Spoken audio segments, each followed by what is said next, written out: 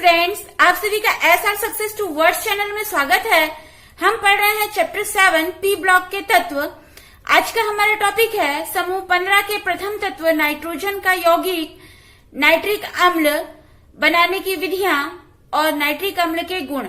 तो आज के टॉपिक को समझने के लिए और इसे इजी बनाने के लिए मैं सीमा मैम के साथ वीडियो के अंत तक बने रहिए ताकि आज के टॉपिक को समझने में आसानी हो। तो चलिए आज की क्लास स्टार्ट करते हैं।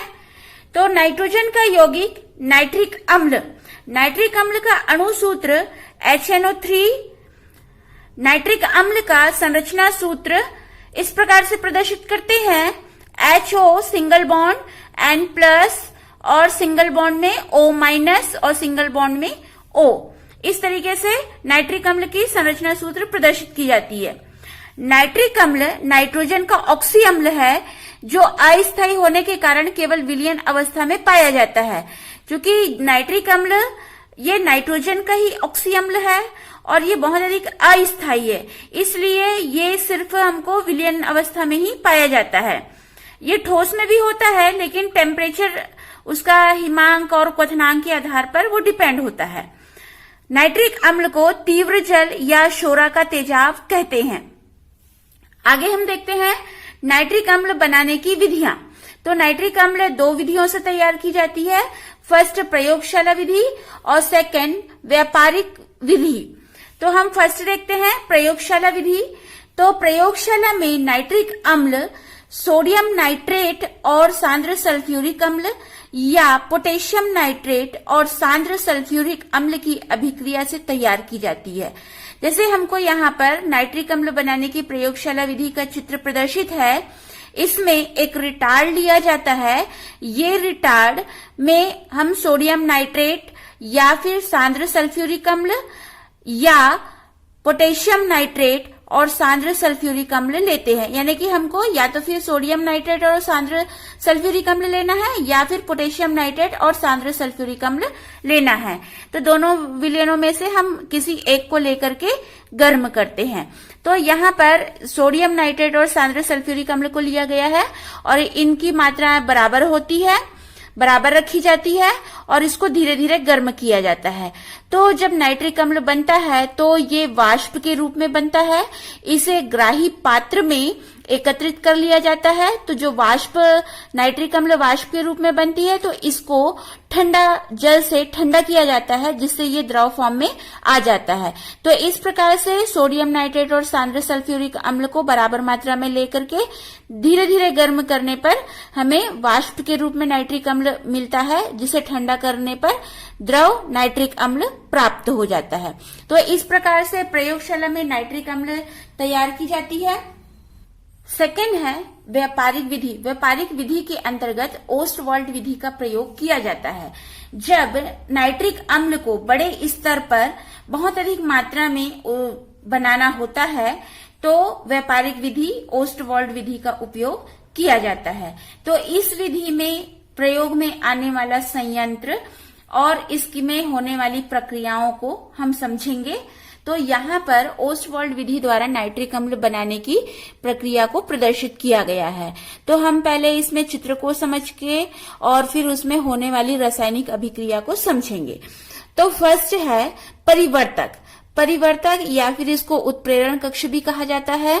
इस उत्प्रेरण कक्ष में प्लेटिनम की जाली लगी होती है जिस पर उत्प्रेरक कुछ उपस्थित होते हैं जो इसके साथ में बंधे रहते हैं और यहाँ नीचे जो उत्प्रेरण कक्ष की जो पेंडी होती है यानी निचला सिरा होता है वहां से एक पाइप लगी होती है जहां से अमोनिया और शुष्क वायु को प्रवेश कराया जाता है।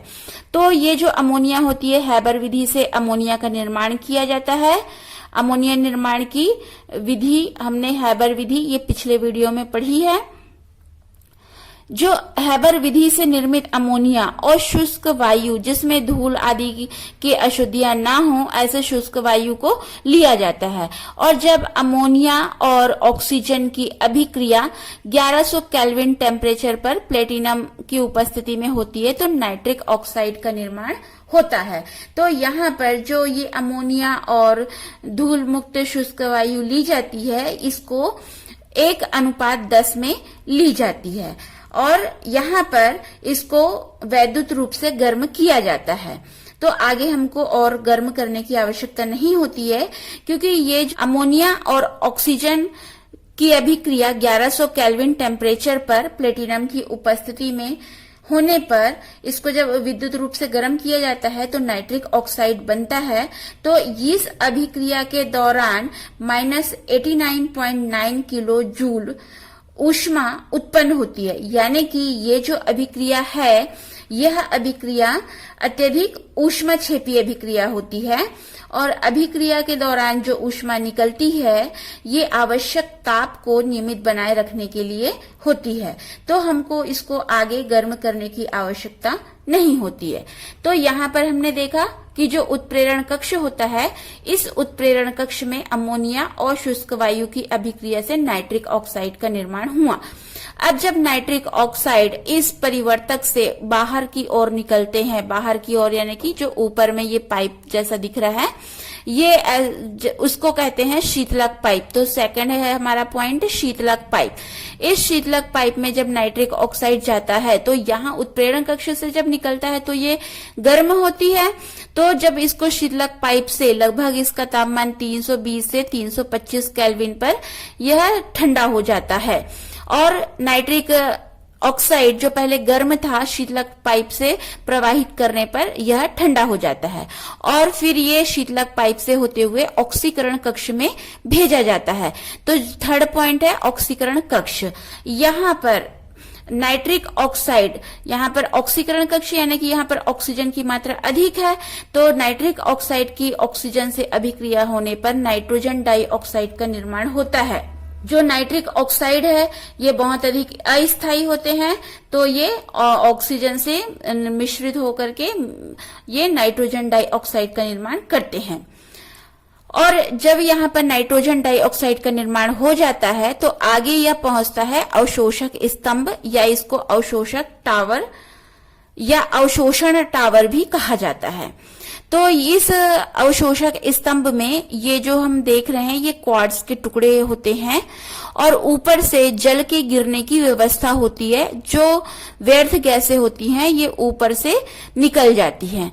तो यहाँ पर जो नाइट्रोजन डाइऑक्साइड है ये ऑक्सीकरण कक्ष के निचले सिरे से ये अवशोषक स्तंभ के निचले भाग से भेजा जाता है और जब जल नीचे से गिरता है तो ये जल के साथ यानी नाइट्रोजन डाइऑक्साइड ये जल के साथ अभिक्रिया करके नाइट्रिक अम्ल का निर्माण करता है और नाइट्रिक ऑक्साइड और बनता है। तो इस नाइट्रिक ऑक्साइड का उपयोग फिर से यहाँ पर ऑक्सीकरण कक्ष में भेज करके और नाइट्रोजन डाइऑक्साइड बना करके फिर से इसको उपयोग नाइट्रिक अम्ल बनाने के लिए उपयोग किया जाता है।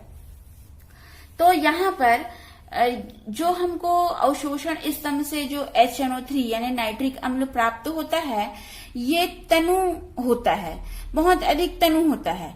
तो इसको इस तनु अम्ल को इसकी सांद्रता को बढ़ाने के लिए अगला पॉइंट है अम्ल की सांद्रता।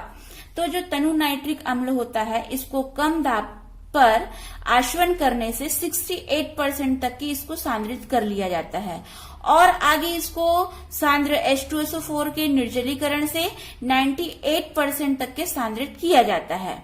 अब जब इसको सांद्रण कर लिया गया, मतलब इसमें पानी की मात्रा फिर भी थोड़ी बहुत है और इसमें नाइट्रोजन डाइऑक्साइड गैस के रूप में वहां पर है। तो जो HNO3 है नाइट्रिक अम्ल, इसमें NO2 के घुले रहने के कारण इसका रंग भूरा रंग का होता है। इसके भूरे रंग के कारण इस नाइट्रिक अम्ल को सधूम नाइट्रिक अम्ल कहते हैं। और इसमें जो नाइट्रिक अम्ल में जो NO2 है इसमें शुष्क वायु के बुलबुलों को प्रवेश करा करके इस नाइट्रोजन डाइऑक्साइड को बाहर निकाला जा सकता है। और यहाँ पर जो हमको सांद्रित नाइट्रिक अम्ल प्राप्त हुआ इसमें से हमने शुष्क वायु के बुलबुले को प्रवेश करा करके नाइट्रोजन डाइऑक्साइड को बाहर कर लिया। अब इसको पूर्ण रूप से निर्जलीकृत रूप में प्राप्त करने के लिए फास्फोरस पेंटाऑक्साइड से आशवन किया जाता है, जिससे कुछ हद तक के नाइट्रिक अम्ल को और अधिक सांद्रित किया जा सकता है। यहाँ पर हमने नाइट्रिक अम्ल बनाने की दो विधियां, प्रयोगशाला विधि और व्यापारिक विधि में ओस्टवाल्ड विधि को समझी। आगे हम देखते हैं नाइट्रिक अम्ल के गुण, जिसमें फर्स्ट भौतिक गुणों को पहले समझते हैं। तो फर्स्ट पॉइंट है अनाद्र नाइट्रिक अम्ल, यानी जिसमें पानी नहीं होता है, आर्द्रता नहीं होती है। तो अनाद्र नाइट्रिक अम्ल एक रंगहीन तेली द्रव है, इसमें रंग नहीं होता है, रंगहीन होता है। सेकेंड पॉइंट, जो अनाद्र नाइट्रिक अम्ल होता है इसका क्वथनांक 355.6 केल्विन और हिमांक 231.4 केल्विन है, जिस पर द्रव नाइट्रिक अम्ल सफेद ठोस में परिवर्तित हो जाता है। यानी इस क्वथनांक पर और इस हिमांक पर जो द्रव नाइट्रिक अम्ल होता है ये सफेद ठोस में परिवर्तित हो जाता है। थर्ड पॉइंट, इसमें स्वयं अपघटन, यानी कि जो शुद्ध नाइट्रिक अम्ल होता है ये स्वयं अपघटित हो करके नाइट्रोनियम आयन और नाइट्रेट आयन बनाता है। फोर्थ पॉइंट, 68.5% नाइट्रिक अम्ल जल के साथ समक्वाथी मिश्रण बनाता है जो 394.0 केल्विन पर उबलता है। यानी कि जैसा हमने ओस्टवाल्ड विधि में देखा, अभी 68% सांद्रित नाइट्रिक अम्ल प्राप्त होता है। तो 68.5% नाइट्रिक अम्ल जल के साथ समक्वाथी मिश्रण बना लेता है और ये जो समक्वाथी मिश्रण बनाता है ये 394.0 केल्विन पर उबलता है। फिफ्थ पॉइंट, 68% नाइट्रिक अम्ल रंगहीन होता है, लेकिन प्रकाश रासायनिक अभिक्रिया के दौरान ये नाइट्रोजन डाइऑक्साइड का निर्माण करता है और इसका रंग पीला होता है। जैसे हम समीकरण में देख रहे हैं ये 68% नाइट्रिक अम्ल है, ये प्रकाश रासायनिक अभिक्रिया से ये नाइट्रोजन डाइऑक्साइड का निर्माण करता है जिसका रंग पीला होता है। सिक्स पॉइंट, यह चमड़ी को जला देता है, यानी कि जब ये शरीर पर गिर जाता है तो ये हमारी त्वचा को जला देता है और उस पर फफोले पड़ जाते हैं जिससे त्वचा का रंग पीला पड़ जाता है। सेकंड है नाइट्रिक अम्ल के रासायनिक गुण, इसमें फर्स्ट पॉइंट है अम्लीय गुण। तो नाइट्रिक अम्ल अम्ल की सभी रासायनिक अभिक्रियाओं को देता है, जैसे कि फर्स्ट ये नीले लिटमस पेपर को लाल लिटमस में चेंज कर देता है, जो अम्ल का गुण होता है। और जो नाइट्रिक अम्ल है ये क्षारीय ऑक्साइड या फिर हाइड्रोक्साइड, कार्बोनेट, बाइकार्बोनेट या अमोनिया को उदासीन कर देता है। जैसा समीकरण में प्रदर्शित है, यहाँ पर नाइट्रिक अम्ल की सोडियम हाइड्रोक्साइड से अभिक्रिया हो रही है और कैल्शियम कार्बोनेट की नाइट्रिक अम्ल से अभिक्रिया प्रदर्शित है। तो इस अभिक्रिया में ये अम्ल नाइट्रिक अम्ल है और सोडियम हाइड्रोक्साइड क्षार है, तो यहाँ पर उदासीनीकरण की अभिक्रिया होती है। सेकेंड है वियोजन। द्रव नाइट्रिक अम्ल और उसकी वाष्प हर एक ताप पर धीरे धीरे वियोजित होता है। जैसे समीकरण प्रदर्शित है, नाइट्रिक अम्ल ये धीरे धीरे वियोजन होकर के यानी कि हर एक ताप पर वियोजित होता है और नाइट्रोजन पेंटाऑक्साइड बनाता है, लेकिन जब इसको गर्म किया जाता है तो ये नाइट्रोजन डाइऑक्साइड में अपघटित होता है। थर्ड, ऑक्सीकारक गुण। नाइट्रिक अम्ल एक प्रबल ऑक्सीकारक पदार्थ है क्योंकि ये सरलता से वियोजित होकर नवजात ऑक्सीजन देता है, यानी कि तुरंत ऑक्सीजन देता है। तो यहाँ पर समीकरण प्रदर्शित है, सांद्र HNO3 ये और नवजात ऑक्सीजन देता है और नाइट्रोजन डाइऑक्साइड बनाता है, और तनु नाइट्रिक अम्ल यह नाइट्रिक ऑक्साइड और नवजात ऑक्सीजन देता है। तो हम देखते हैं कि ये किस प्रकार से अधातुओं और यौगिकों का ऑक्सीकरण करता है। तो फर्स्ट हम देखते हैं अधातुओं का ऑक्सीकरण।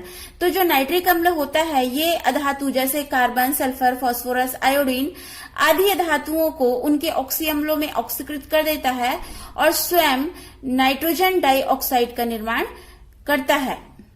गर्म और सांद्र नाइट्रिक अम्ल कार्बन को कार्बन डाइऑक्साइड में ऑक्सीकृत करता है, यानी कि जैसा यहाँ पर हमको समीकरण प्रदर्शित है, सांद्र नाइट्रिक अम्ल नाइट्रोजन डाइऑक्साइड बनाता है और ऑक्सीजन नवजात ऑक्सीजन देता है और कार्बन ऑक्सीजन से अभिक्रिया करके कार्बन डाइऑक्साइड देता है। तो इस समीकरण को जब हम प्लस करते हैं, चूंकि यहाँ पर ऑक्सीजन की मात्रा 2 ली गई है तो यहाँ पर ऑक्सीजन 1 है, तो समीकरण को संतुलित करने के लिए हम इसको 2 से गुणा करते हैं। तो यहाँ पर इस समीकरण को अब प्लस करेंगे तो कार्बन 1 है और यहाँ पर जो नाइट्रिक अम्ल है इसकी संख्या 2 है, तो यहाँ पर हम 2 से गुणा करेंगे इसको, तो यहाँ पर हमको मिलेगा +4 नाइट्रिक अम्ल। इससे अभिक्रिया होने से यहाँ पर 2 से इसका 2 का इंटू होगा तो 4 नाइट्रोजन डाइऑक्साइड और यहाँ पर कार्बन डाइऑक्साइड 2H2O, यहाँ पर 2 से H2O में इंटू करेंगे तो 2H2O, और यहाँ पर जो ऑक्सीजन है यहाँ पर 2 ऑक्सीजन, इसका इंटू करने से 2 ऑक्सीजन होगा, तो ये 2 ऑक्सीजन कैंसिल हो जाएगा। इस प्रकार से हमने देखा कि जो सांद्र और गर्म नाइट्रिक अम्ल है ये कार्बन को कार्बन डाइऑक्साइड में ऑक्सीकृत कर देता है। इसी प्रकार से सल्फर अधातु सांद्र नाइट्रिक अम्ल द्वारा ऑक्सीकृत होकर के H2SO4 में, अधातु फास्फोरस ये नाइट्रिक अम्ल द्वारा ऑक्सीकृत होकर के H3PO4 में, और आयोडीन ये सांद्र नाइट्रिक अम्ल द्वारा ऑक्सीकृत होकर के HiO3 में परिवर्तित होता है। इसी प्रकार आर्सेनिक, एंटीमनी और टीन नाइट्रिक अम्ल से ऑक्सीकृत होते हैं। तो आर्सेनिक नाइट्रिक अम्ल से ऑक्सीकृत होकर के आर्सेनिक अम्ल, एंटीमनी नाइट्रिक अम्ल से ऑक्सीकृत होकर के एंटीमोनिक अम्ल, और टीन नाइट्रिक अम्ल से ऑक्सीकृत होकर के मेटास्टेनिक अम्ल बनाते हैं। सेकंड है यौगिकों का ऑक्सीकरण। विभिन्न यौगिक तनु और सांद्र नाइट्रिक अम्ल से ऑक्सीकृत होते हैं। जैसे हमको 2 उदाहरण प्रदर्शित है यहाँ पर। यहाँ फर्स्ट उदाहरण है हाइड्रोजन सल्फाइड का सल्फर में ऑक्सीकरण। यहाँ पर तनु नाइट्रिक अम्ल का उपयोग किया गया है। तनु नाइट्रिक अम्ल से नाइट्रिक ऑक्साइड और नवजात ऑक्सीजन प्राप्त होता है। यहाँ पर तनु नाइट्रिक अम्ल के समीकरण को लिया गया है, और यहाँ पर हम देख रहे हैं हाइड्रोजन सल्फाइड ऑक्सीजन से अभिक्रिया करके सल्फर में चेंज हो रहा है, प्लस पानी का निर्माण हो रहा है। तो इन दोनों समीकरण को जब हम प्लस कर देते हैं तो यहाँ पर हमको मिलता है 2HNO3। अब यहाँ पर हमको ये ध्यान रखना है कि यहाँ पर ऑक्सीजन की मात्रा 1 है, तो यहाँ पर और ऑक्सीजन की मात्रा 3 है, तो हमको इस समीकरण को संतुलित करने के लिए यहाँ पर 3 से इंटू करना पड़ेगा। तो हम इस समीकरण में 3 से इंटू करेंगे तो हमको समीकरण मिलेगा 2HNO3 प्लस, यहाँ पर 3 से इंटू करेंगे तो 3H2S, ये जो 3 ऑक्सीजन है और ये 3 ऑक्सीजन ये कैंसिल हो जाएगा, तो इससे बनेगा 2NO और प्लस 3 सल्फर प्लस 4, यहाँ पर 3H2O और ये प्लस 1H2O कर मिल करके बनेंगे 4H2O। इस प्रकार से नाइट्रिक अम्ल हाइड्रोजन सल्फाइड को सल्फर में ऑक्सीकृत करता है। सेकंड उदाहरण है सल्फर डाइऑक्साइड का सल्फ्यूरिक अम्ल में ऑक्सीकरण। यहाँ पर भी तनु नाइट्रिक अम्ल का समीकरण लिया गया है, जिसमें ये तनु नाइट्रिक अम्ल नाइट्रिक ऑक्साइड में परिवर्तित होता है और नवजात ऑक्सीजन बनाता है। इसमें सल्फर डाइऑक्साइड ऑक्सीजन से अभिक्रिया करके ये सल्फ्यूरिक अम्ल बनाता है। इस समीकरण को प्लस कर देते तो हमको प्राप्त होगा 3SO2 plus 2HNO3 plus 2H2O। 2H2O क्यों? क्योंकि यहाँ पर एक H2O है और यहाँ पर 3H2O है, तो एक H2O यहाँ से कैंसिल हो जाएगा, तो हमको मिलेगा 2H2O और यहाँ पर 3 ऑक्सीजन ये कैंसिल हो जाएगा। इससे बनता है 3H2O प्लस 2NO। फोर्थ, धातुओं के साथ क्रिया। इसके अंतर्गत हम 3 अभिक्रियाओं को समझेंगे। फर्स्ट, हाइड्रोजन से कम धन विद्युतीय धातुओं से क्रिया। सेकेंड, हाइड्रोजन से अधिक धन विद्युतीय धातुओं से क्रिया। और थर्ड, उत्कृष्ट धातुओं से क्रिया। तो हम फर्स्ट देखते हैं धातुओं से कम धन विद्युतीय धातुओं से क्रिया।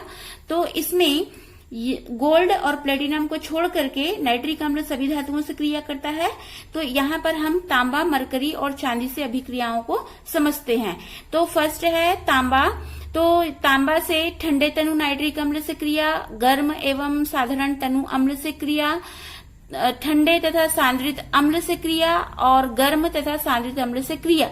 यानी कि यहाँ पर नाइट्रिक अम्ल को ठंडा तनु नाइट्रिक अम्ल, गर्म साधारण तनु नाइट्रिक अम्ल और ठंडा सांद्रित नाइट्रिक अम्ल और गर्म तथा सांद्रित नाइट्रिक अम्ल से कॉपर की अभिक्रिया करा जा रही है। तो जब ठंडे और तनु नाइट्रिक अम्ल से कॉपर की अभिक्रिया होती है तो यह नाइट्रस ऑक्साइड बनाता है। गर्म और साधारण तनु अम्ल से अभिक्रिया होने पर नाइट्रिक ऑक्साइड बनाता है। ठंडे तथा सांद्रित नाइट्रिक अम्ल से कॉपर की अभिक्रिया होने से नाइट्रोजन डाइऑक्साइड बनाता है और गर्म तथा सांद्रित नाइट्रिक अम्ल की कॉपर से अभिक्रिया से नाइट्रोजन गैस बनती है। सेकेंड देखते हैं मरकरी। मरकरी यह तनु नाइट्रिक अम्ल के साथ अभिक्रिया करता है और गर्म व सांद्र नाइट्रिक अम्ल के साथ अभिक्रिया करता है। तो जब मरकरी तनु नाइट्रिक अम्ल के साथ अभिक्रिया करता है तो नाइट्रिक ऑक्साइड बनाता है और मरकरी जब गर्म और सांद्र नाइट्रिक अम्ल के साथ क्रिया करता है तो नाइट्रोजन डाइऑक्साइड बनाता है। चांदी के साथ अभिक्रिया। तो चांदी के साथ जब तनु HNO3 की अभिक्रिया होती है यानी तनु नाइट्रिक अम्ल की अभिक्रिया चांदी के साथ होती है तो ये सिल्वर नाइट्रेट बनाता है और नाइट्रिक ऑक्साइड का निर्माण करता है। सेकंड देखते हैं हाइड्रोजन से अधिक धन विद्युतीय धातुओं से क्रिया। इसमें हम देखेंगे जस्ता की जो नाइट्रिक अम्ल की विभिन्न सांद्रताओं के साथ अभिक्रिया करता है। इसमें ठंडे तनु यानी कि 20 से 30% सांद्रता वाले नाइट्रिक अम्ल के साथ जब जस्ते की अभिक्रिया होती है तो ये नाइट्रस ऑक्साइड बनाता है, और ठंडे 50% सांद्रता वाले नाइट्रिक अम्ल के साथ जस्ते की अभिक्रिया होने से यह नाइट्रिक ऑक्साइड बनाता है। 70% सांद्रित नाइट्रिक अम्ल से जस्ते की अभिक्रिया होने से यह नाइट्रोजन डाइऑक्साइड का निर्माण करता है। थर्ड देखते हैं उत्कृष्ट धातुओं प्लेटिनम, गोल्ड और इरिडियम से क्रिया। यहाँ पर ये जो धातुएं हैं प्लेटिनम, गोल्ड और इरिडियम, ये सांद्र नाइट्रिक अम्ल से कोई अभिक्रिया नहीं करती है, लेकिन अम्लराज में घुल जाती है। तो अम्लराज क्या होता है? अम्लराज 1 भाग नाइट्रिक अम्ल और 3 भाग सांद्र HCl अम्ल का मिश्रण होता है जो नवजात क्लोरीन उत्पन्न करता है, जो सोना, प्लेटिनम और इरिडियम जैसे उत्कृष्ट धातुओं की से क्रिया करके ये विलेय क्लोराइड बनाता है, जैसे कि हमको समीकरण में प्रदर्शित है। यहाँ पर फोर्थ पॉइंट हमने धातुओं के साथ क्रिया देखे। अब फिफ्थ देखते हैं कार्बनिक यौगिकों के साथ क्रिया। तो एरोमेटिक कार्बनिक यौगिक सांद्र H2SO4 की उपस्थिति में सांद्र HNO3 के साथ क्रिया करके एरोमेटिक नाइट्रो उत्पाद देते हैं। जैसे हमको यहाँ पर समीकरण में प्रदर्शित है, बेंजीन जो कि एरोमेटिक यौगिक है, इसका सांद्र HNO3 से अभिक्रिया होती है सांद्र H2SO4 की उपस्थिति में, तो नाइट्रोबेंजीन बनाता है। आगे देखते हैं नाइट्रिक अम्ल का उपयोग। नाइट्रिक अम्ल का उपयोग बहुत से पदार्थों को बनाने में किया जाता है। तो फर्स्ट है विस्फोटक बनाने में, जैसे nitroglycerine, dynamite, TNT, gun cotton, picric अम्ल, धूमहीन बारूद को बनाने में नाइट्रिक अम्ल का उपयोग किया जाता है। सेकंड, उर्वरक बनाने में, यानी कि बेसिक कैल्शियम नाइट्रेट, चूना पत्थर पर तनु नाइट्रिक अम्ल की क्रिया से उर्वरक का निर्माण किया जाता है। थर्ड है कृत्रिम रेशम बनाने में, नाइट्रिक अम्ल जिसमें नाइट्रोसेलुलोज से कृत्रिम रेशम तैयार किया जाता है। और सिल्वर, गोल्ड के शोधन में नाइट्रिक अम्ल का उपयोग किया जाता है। प्रयोगशाला में हम देखते हैं सांद्र नाइट्रिक अम्ल और तनु नाइट्रिक अम्ल का उपयोग करते हैं, तो प्रयोगशाला में अभिकर्मक के रूप में इसका उपयोग किया जाता है। और भी बहुत से कार्यों में, जैसे धातुओं पर चित्रकारी करने में, रॉकेट ईंधन में ऑक्सीकारक के रूप में और कार्बनिक यौगिकों के नाइट्रीकरण में इसका उपयोग किया जाता है। आज हमने नाइट्रिक अम्ल के बारे में जाना, जिसमें हमने नाइट्रिक अम्ल को प्रयोगशाला विधि में और व्यापारिक स्तर पर ओस्टवाल्ड विधि द्वारा कैसे तैयार किया जाता है, और नाइट्रिक अम्ल के भौतिक गुण और रासायनिक गुण क्या होते हैं, और नाइट्रिक अम्लों का उपयोग किन किन कार्यों में किया जाता है, इसको आज हम समझे। आपको वीडियो पसंद आई तो लाइक कीजिए, शेयर कीजिए, और मेरे चैनल को फर्स्ट टाइम वॉच कर रहे हैं तो सब्सक्राइब कीजिए, बेल आइकन को दबाइए ताकि वीडियो की नोटिफिकेशन आपको सबसे पहले मिले। आपका एक सब्सक्राइब मुझे आगे वीडियो बनाने के लिए मोटिवेट करता है। और इंस्टाग्राम पर सीमा साहू 179 को फॉलो कीजिए। Thanks for watching this video.